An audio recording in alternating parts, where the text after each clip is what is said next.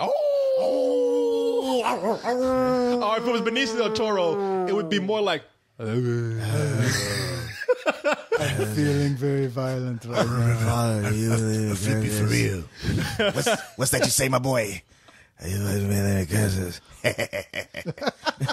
you drunk? I'm doing both of them. Okay, all right. We have the Wolfman, brought to you by Leon.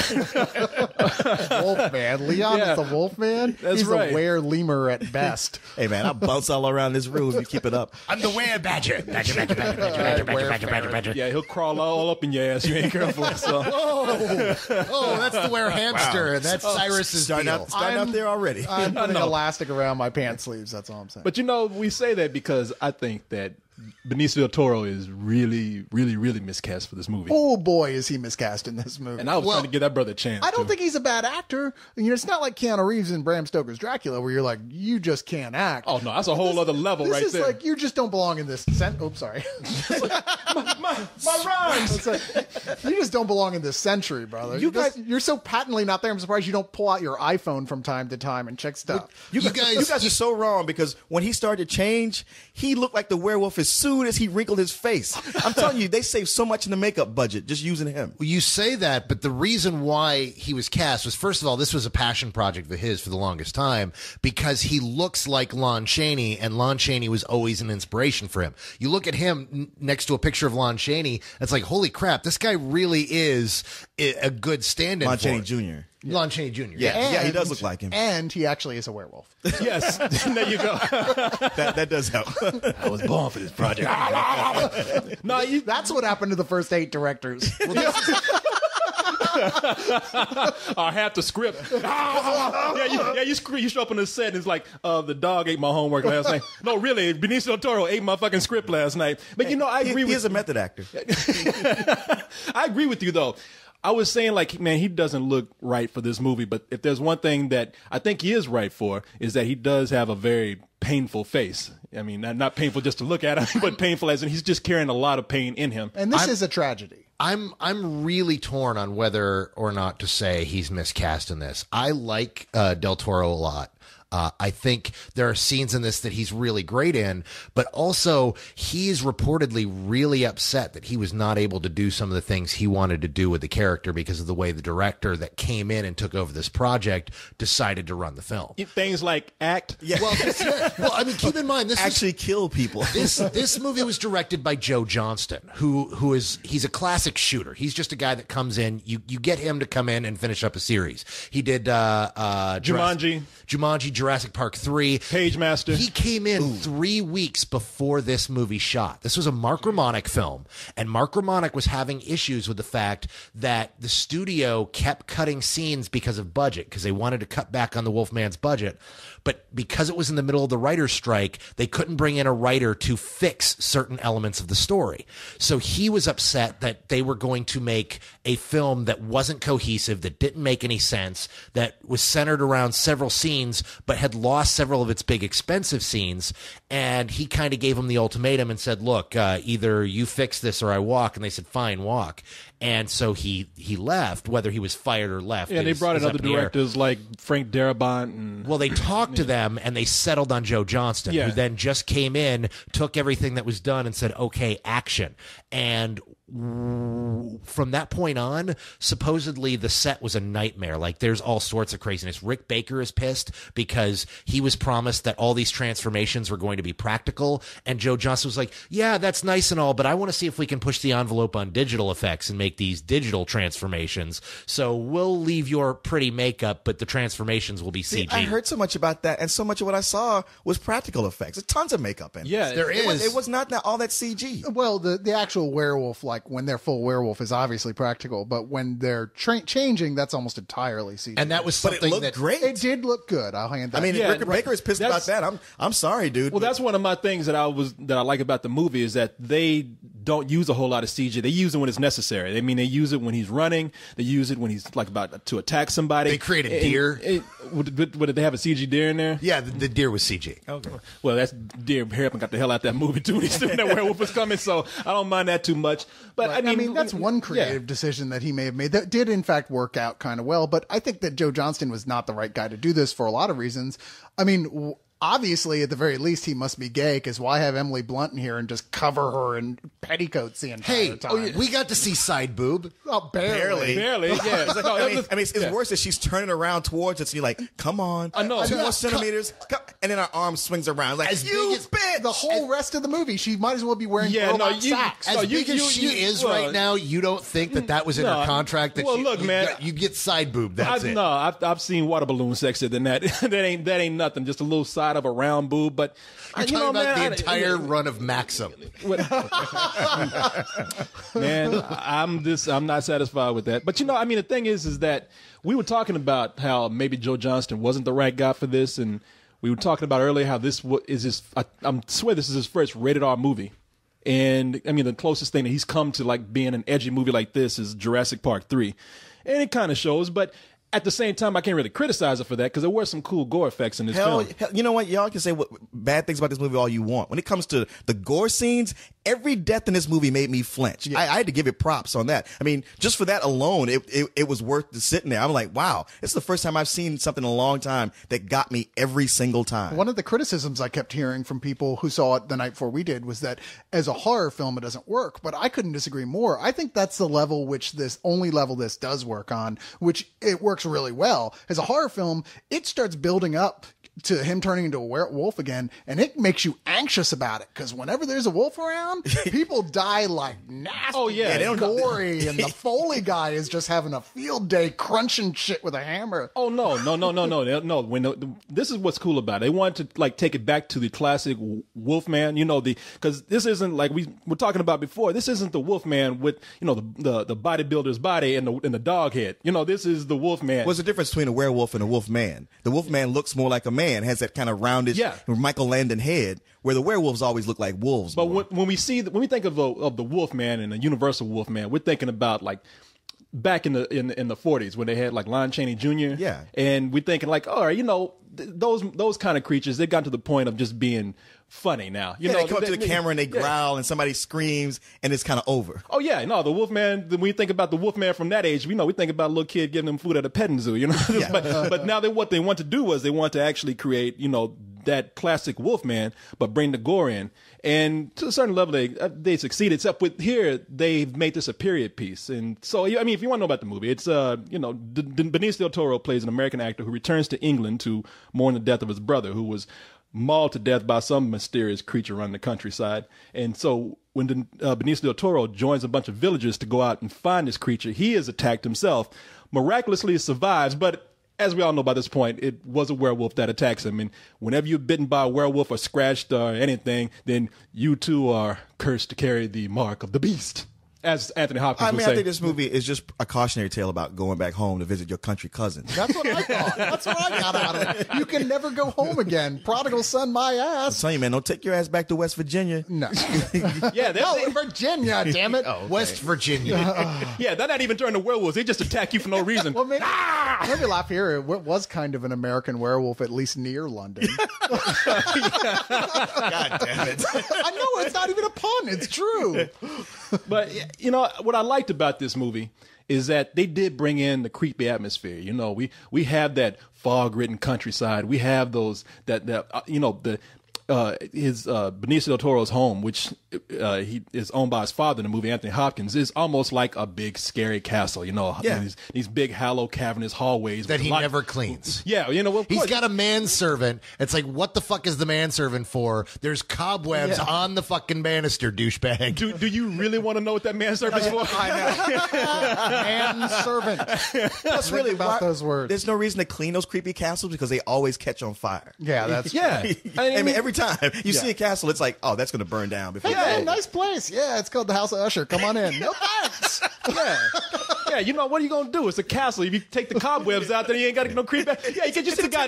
Yeah, the guy's dusty. Like, hey, what the fuck you doing? I don't know, man. It was you ruining my creepy feng shui. It was the unevenness of those settings that kind of threw me off of this movie, because it was just to the point that it was silly most of the time, and then occasionally it wasn't there at all. I mean, when it was silly, like the castle itself, it was like Marilyn Manson took a shit on the set, and it was just, everything's covered with candle wax and cobwebs and dripping blood. Jesus, boy, what have you been eating? I know. Metaphorically speaking. It's like if Marilyn Manson shit on your carpet. He's probably hanging from the roof and he's dropping back guano down. Yeah. I gotta completely agree with you guys. I think it's an incredibly moody movie. I love just how it feels. The whole movie feels damp. It feels, very. It captures that kind of essence of the time. Although I have to say, if anything was badass in this movie, how badass was Hugo Weaving? That's what I was gonna say, man. Hugo Weaving has that Hugo Weaving snarl. You know, everything he says, like, I'll have a pint of bitter. And then the bitch does drop the pint. I'm surprised he didn't slash her open himself. He's not even a werewolf. He'd be like, what? I know. He is really great in this movie. He has so much presence, and the character he's playing, for those of you that don't recognize it right off, he's playing the character that Johnny Depp played in From Hell. Yeah, because they'd say that he's looking for Jack the Ripper. Well, he's the guy that was looking for Jack the Ripper. Yeah, they dropped clues of that. You know, in fact, he says, I'm looking for Jack the Ripper. Have you read my resume? Mr. Del Toro. I don't know, man. I mean, I think he's a great actor, sure, but I didn't see anything that special about the part that was written for him here. I guess that's my biggest problem. It's like, wow, you're kind of ineffectual, really, dude. You're not really. They keep building you up like you're this badass, but then you don't really do anything. It's like they almost every time they show him in a scene, the camera starts at his feet and pans up his body, like, oh God, it's Hugo Weaving. I didn't know you were standing there. Well, he's not given a very strong cast to work with. I mean, I think the two strongest people in here are Anthony Hopkins and Hugo Weaving. I mean, you have a lot of other side characters who are in here, but they're not given a lot of things to do. Well, Anthony Hopkins is strong because he makes the most out of what he has. Yeah. But he just walked around like a little fat gremlin with a twinkle in his eye. Oh, yeah. And you knew he was up to something from the very beginning. Every time he delivered a line, you're like, what you got going on, old man? Well, that's the thing. You. You know, he's just walking through the hallways, just grinning. I mean, he is very creepy, delightfully creepy in this movie because you wonder but there's a moment where you just want to stop and say, okay, all right, man, what the fuck are you laughing about, okay? Yeah. What did you do? He's just, every single scene, he's sitting there chewing on the curtains or the furniture. I'm of the opinion that he was walking around going, they told me they'd never be able to make a sequel to Nixon, but here I am. The character who was in here the most, though, that we haven't even talked about yet, who's in almost every single scene, is the goddamn moon. Jesus Christ, we get it already. Yeah. I mean, every scene transition is the moon. Yes, every it's 2 minutes. The Wolfman. Yes, but it's still a point where you're like, we fucking get it. Jesus Christ. Cyrus, I didn't think about it, but I have to agree with it. It was like bugging me, and I couldn't put my finger on it. Oh my God. But that moon was everywhere. It was too much. They should have just had the moon turn around and wink and say, guess what's about to happen? Well, I just like how they're in this geographical anomaly where they have a full moon like every 3 days. I know. Yeah. No, that's not. They illustrate the passage of time. They just don't show us the 27 over and days. over and over again. Yeah. There was some of the stylistic touches there just really didn't work for me at all. Yeah. Well, I think this is the problem when you have a film. When you look at this film and you really take a close look at it, you can see the film that Mark Romanek clearly wanted to make when he was setting everything up. Sure. Mark Romanek, if you take a look at that brilliant video he did in the 90s for The Perfect Drug, for the 9 Inch Nails, that you look at that and you look at everything here and you see how he was going to probably get this like creepy, almost Tim Burton kind of feel off of it without being Tim Burton, without being kooky and weird. It's very close to Sleepy Hollow. Right. But so you get this kind of vibe, but then without Romanek there and without his eye, and you give it to someone like Joe Johnston, who just makes monster movies and makes movies about people running from monsters, you can see how all that flair kind of gets pushed to the side as he's focusing on action. Yeah, and once again, I can't review the Romanek movie because that's not what got made. Right. What got made was the Johnston film, and it's better than mediocre. I mean, it's. I'm not going to say that, but I would say if you're a big fan of monster films, then by all means, you'll probably enjoy this. Well, but I can see people coming out of this really disappointed. Too. Well, I can too, because as much as I was enjoying the film. I mean, I can't say I was loving it. I can't even say I was like really having a great time. I was just like, okay, this is fun. But I really, and I'm not going to ruin anything here, but I really don't like that Kung Fu climax ending that they had. You know, this where they got pretty much had a, it turned into like a Shaolin werewolf fight. I liked it better in Wolf. You know what? I've seen it, like you mentioned Wolf, and just almost every other werewolf movie I've seen has that. And it's almost like it's a staple of these movies. Yeah, I've never liked it. It's like the dance off, and that's been happening. It's got to have a dance off, right? You got to have a werewolf fight. I mean, there was complete with a Milli Vanilli chest bump. You know what I mean? But I was willing to forgive it, thinking like, well, there's going to be something really cool after this, and there wasn't. And so I was kind of like, oh man, it needed something better to cap this off. Yeah, I mean, I liked the direction it took. I just thought like, oh man, this looks silly. I mean, it just didn't. It looked kind of funny to me. I was laughing more than I was on the edge of my seat. You know, I mean, I really think this movie is a lot of fun overall. I mean, that's the most you can say about it, and that's like kind of almost like a backhanded compliment, because I can't say it was really scary. It was kind of tense in some moments, like you say, when that werewolf attacks, that werewolf ain't fucking around this movie. There are 2 extended werewolf attack scenes that I had me on the edge of my seat, and every time he got somebody, I just kind of folded in on myself, like, God damn. There would I call those 2 scenes a werewolf buffet. Yeah. You know, it was like slopping werewolf hogs or something. It's I mean, like the day Oprah quits her diet. Wait a minute. Before I say like make it sound like those are the only 2 cool scenes, everything with the asylum was great. Yeah. Okay. Every part of that was creepy. Can I just say something about that asylum? That scene is great because they lock a bunch of people into I'm an talking about asylum. even before. When they first put him in there. Oh, when it's trippy. Oh, Everything from the moment he goes into the asylum to the big werewolf attack, all through that was like the best part of the movie. That was the highlight. That's one of those things where, again, the crew they assembled, there was a production designer in there who's obsessed with the authenticity of that kind of stuff, and apparently did just mounds and mounds of research on what asylums looked like at that time so that he could present a truly realistic, creepy portrayal of how fucked up asylums were. Oh, yeah. They nailed that. Oh, yeah. No, there's a fever dream that Benicio del Toro is having at asylum, and that's pretty effective. What I did not like about I love this scene, I hate this scene. There's a scene where all these people are pretty much locked into this asylum while this professor is giving the lead doctor at the asylum is giving like this whole thing about how, look at this guy here, is Benicio del Toro strapped down. Clearly he's not a werewolf. Yeah, he's like, this guy here, he's delusional. He thinks he's a werewolf. Clearly Science! He's not. Yeah. And you could just tell, like, it's one of those scenes where it's just going to be limbs, blood all over the wall, because Benicio del Toro is telling them, like, hey, look, let me go. I'm going to kill everybody in this room if y'all let me out. It's not going to be my fault. It's the, you wouldn't like me when I'm angry. Yeah, exactly. He gives the warning. I'm on wolf crack right now. I'm not at fault here. What did you not like about that? I tell you what I did not like about that. It was very cartoonish in some parts because of that professor. That professor was very cartoonish. Awesome. Yes, so much fun. I'm right there with Leon. Man, you are high. That is awesome. This man is clearly disillusional. That gave me so much more enjoyment than almost anything. I was thinking that guy is a caricature. I didn't like that. The one thing I'll negatively say about that scene is they really telegraph what happens to that guy so far ahead of time. You're like, come on, man, you can't throw a line out like that and not have us go, come on, really? We're just waiting for it at this point. But you're just sitting there waiting for it, and the anticipation is great. That whole sequence is actually the centerpiece of the fucking movie. That sequence is so badass. Yeah, no, I had a good time with the film. I don't think it's what they wanted it to be, but as much bad press as this movie was getting, I don't think it's as bad as it came out. I really did have a lot of fun, and I got to tell you something. That just based on atmosphere alone, I think on DVD, this is going to be the perfect Halloween film. I was thinking that too. It's like, how well is this going to work when you're watching it at home?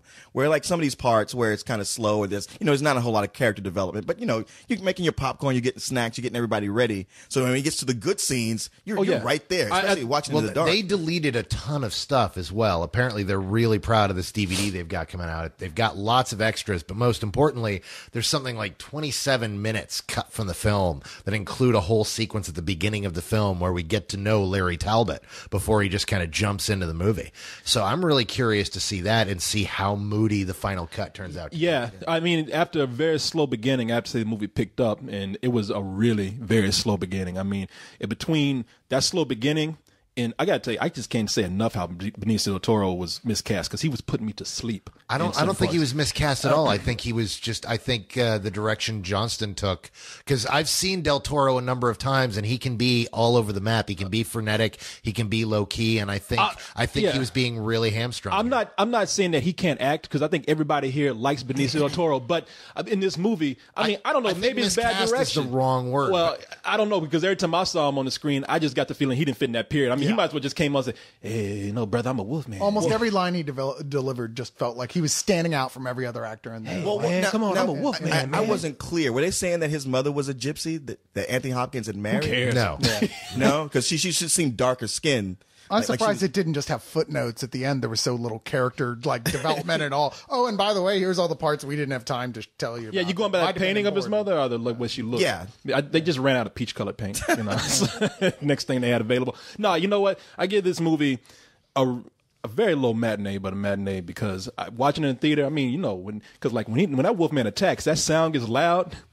And it's like, it really gets you pumped to see another Wolfman attack. So I had fun watching it in theater. Yeah, I agree with you. I give it a low matinee. I mean, the film it's very visceral, but that's all it kind of is. It's just really good when it is that visceral. And yeah, if you see it, you don't want to see it like casually half-ass watching on some TV. You'll probably hate it. If you do end up watching this at home, turn that shit up because it's those jump scares and the way it like comes out at you that you're going to go, okay, that was actually kind of cool. Yeah. I found it really so entertaining when it worked. Yeah, not much character development, acting. The parts just weren't that well developed. But the stuff it did right, I absolutely loved, and especially after not just the bad press, but just it being pushed back so far. I had really low expectations, and I thought, considering all the problems you guys were talking about this movie having, I thought it overcame it as well as better than could be expected. And I give it a high matinee.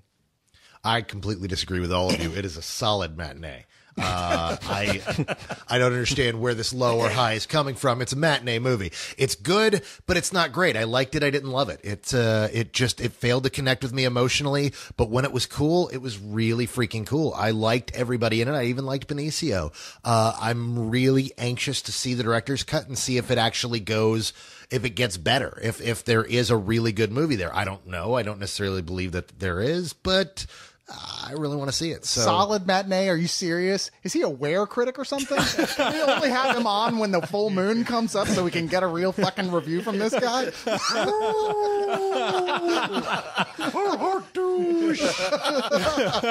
So, there were moments in that movie where when they were trying to capture Benicio del Toro when he was the werewolf, and it did sound like he was like, fuck you! It's like the Hurley bird. So the DVD is supposed to be. They're supposed to be. They're releasing it with the director's cut and tons of extra footage. Oh, what?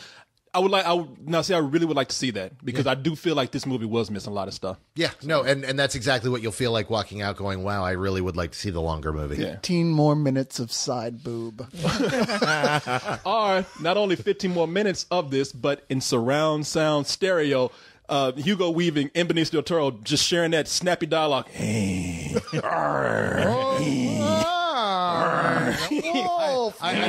I'm thinking you guys have a very different deleted scene in your head.